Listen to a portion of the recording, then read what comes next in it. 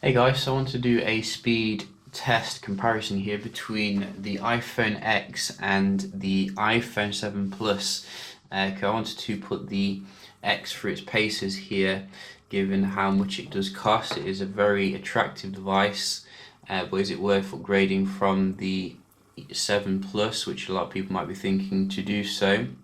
So we're going to check it out here, have a look and see is it just a pretty phone or is there some power under the hood. We're just going to turn them both on at the same time here and boot them down. What's this? What is this? Siri, I didn't ask for you. So it looks like this doesn't actually boot the phone down. Me. Who, me? Who, you? I don't have an answer for that. I didn't think so. And how do you turn it off? Who? Me? Who, you? Seriously, Apple, what have you done? I can't turn it off. This is weird. They made the power button bigger, but you can't actually turn it off. Wow. iPhone's supposed to be easy to use here. So how do you turn it off? I mean, is there a power button at the top or something? Wow. I think I'm going to have to do some button combination. Is it this one? So why have they done that? That is completely ridiculous. You know, the power button, you just hold it down on the iPhone 7 Plus and you're good to go. But now you have to do some sort of, Android kind of combination. Seriously, weird. But nevertheless, we're going to do the speed test now and see how they do compare. Let's go.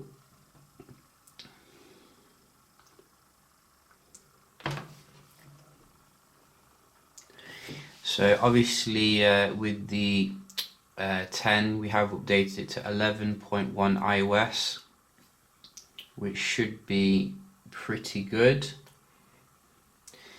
You can see boot up here nice and fast compared to the 7 Plus, which is still running quite strong here. I think it's about a year old or so.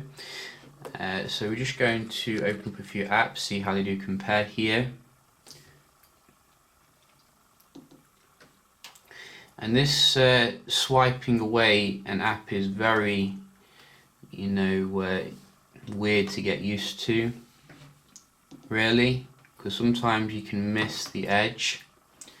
I think I prefer a clicky button, to be honest. So quite comparable so far. I think the X is slightly faster, but generally, the 7 Plus is keeping up here, which is nice. Let's try App Store. So yeah, I think you can see the 7 Plus does keep up pretty much on the inbuilt apps. Let's try some third-party ones. So that's interesting. You can see Pinterest has actually optimized their app so it works with the form factor, which is good. And also this one you can see as well. Let's try another one. This one hasn't optimized its app, so that's annoying. And what else do we have? We do have this one. So I can't see an appreciable difference here, really. I mean, yeah, it might be a little bit faster, but looking at it from a performance comparison, your 7 Plus is still pretty beast.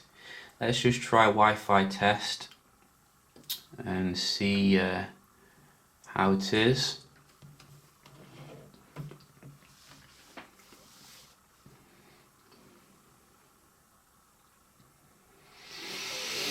Oh, nice speed here to start the day.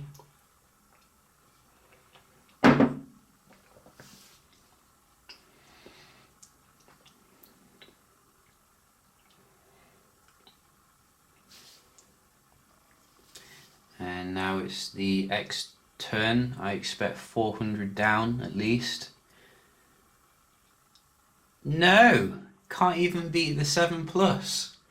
Wow, gonna have to give it another go, or it's going straight back to Apple. Not having that. You know, the most expensive phone ever. It can't even beat the 7 Plus. I've got the box ready. You see, this just shows you that technology is grinding to a halt, really, in terms of the, you know, inbuilt kind of technology. Obviously, the X is more than just speed. It has a nice display, etc. But definitely, you know, if you're looking at it from a Wi-Fi perspective, the 7 Plus is still amazing, even today. Just going to check out the web page kind of stuff here. So we do have GameSpot. See how both of them render pages.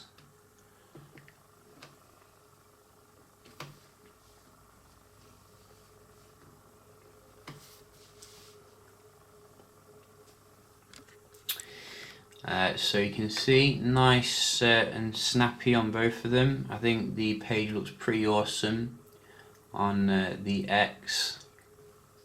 Goes right to the top. Another one. A little bit snappier on the left there. I think it's redeemed itself. We will keep the phone, I think.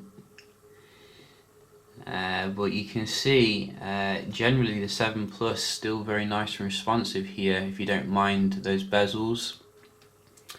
I do enjoy the bezel-less kind of reading experience though, pretty awesome on the X. So quite interesting, you know, I was expecting there to be a bigger difference here, but clearly not. I think you can see. But if you're looking at it from a screen perspective, there is a huge difference there. I've been saying for years that Apple should be using OLED, but you know, I think it is time to appreciate that on the X. The great thing about the OLED on the X as well is that it looks pretty lifelike as well in terms of the icons, like you can actually touch them, and it's not too oversaturated like some Samsung displays. So it has like the color accurate properties of LCD, so that's pretty good for those who like that. It's just some of the things that they've done on the actual gestures, etc., really annoying. Like for example, the multitasking took me about half an hour to figure it out, how to actually do it properly, and actually how to close apps as well, because obviously on the old iPhone, you can see you can just swipe away here, but on this you have to go for each one like that, and it's just little changes like this which ruin the experience really overall. If they could have just put like a software based touch button there or something, it would have been much better overall than, you know, completely changing the experience here. But I do like the phone still, you know. I think it's pretty awesome. It looks it's a bit like a Ferrari, I guess. You know, it's got like you know, a nice appeal about it. It's just the functionality which feels a bit weird in certain aspects. But I will be doing some other comparisons against some of the phones. So do stay tuned for that. Hope you enjoyed the video, and I'll see you in the next one. Cheers.